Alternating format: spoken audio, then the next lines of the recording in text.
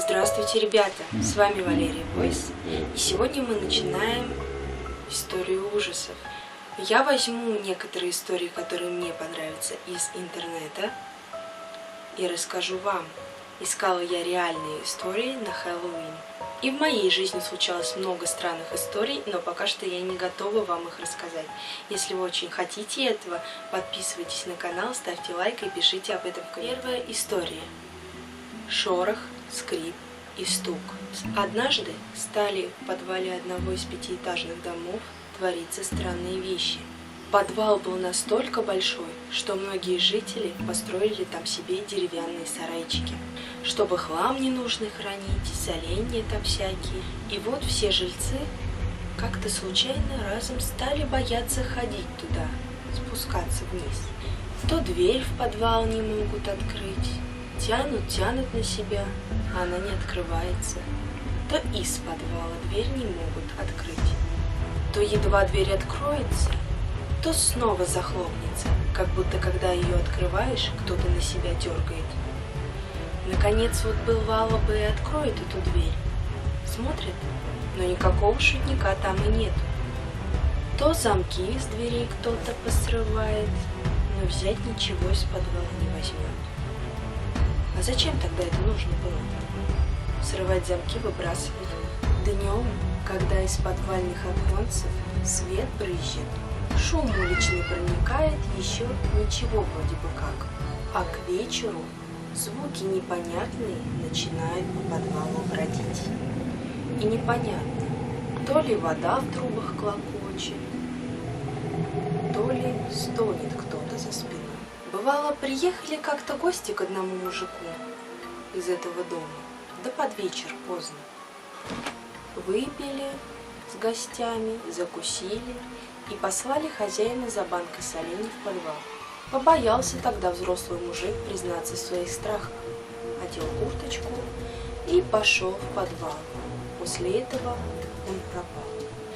А гости так подпили, что только под утро о нем вспомнили и в подвал спустились. Спустились они, а он лежит там в разорванной рубахе, весь исцарапанный, с топором в руках и мертвый. И по щепьям от досок было видно, что он от кого-то отбивался этим топором, но так и не отбился. Вызвали они полицию. Проверила полиция подвал, ничего особенного не заметила и оставила засаду на ночь. Вдруг какой-то якобы маньяк завелся в подвале. 3 полицейских осталось в засаде на ночь. Спрятались они за трупами, сидят, поглядывают, да бездумно. 12 миновало, час, слышат они шорохи, будто кто-то вдоль стены пробирается. Да так явственно, что они почти видят длинный страшный силуэт. Замерли от страха полицейские, тянут пистолеты из кобуры. 2-й шум, 3-й, слева заходят, справа, все ближе и ближе к ним. Полицейские защелкали предохранитель. Все на время стихло.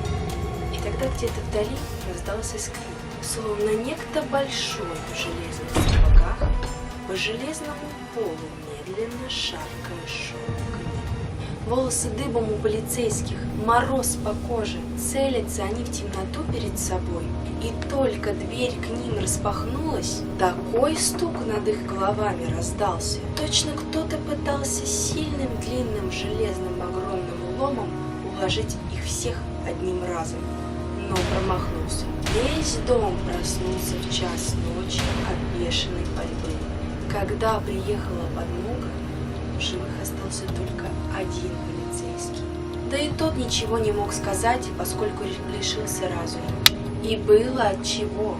По результатам экспертизы было понятно, что они просто-напросто перестреляли друг друга. А вот по какой причине, выяснилось значительно позже. Когда еще одна засада вдруг не погибла таким же образом. Но спаслись они тем, что после шороха и скрипа, когда раздался тот же самый стук, они включили мощные фонари и увидели, что никого в подвале Позже произвели там раскопки. И в дальнем углу в подвальной жиже обнаружили 3 трупа. А жильцы вспомнили, что как-то слышали в подвале шум яростной драки. Но, как обычно водится, никто и не обратил на это внимания. И даже полицию не вызвали. А те 3 так и забили друг друга насмерть. Лишь остались от одного шороха, от второго скрипа, а от третьего стук. И да, ребята, спасибо за внимание. Если вам нравятся такие истории, их будет намного больше. Я подобрала уже несколько историй. Если вам эта идея нравится, подписывайтесь на канал и ставьте положительные лайки. Спасибо, будьте всегда с нами.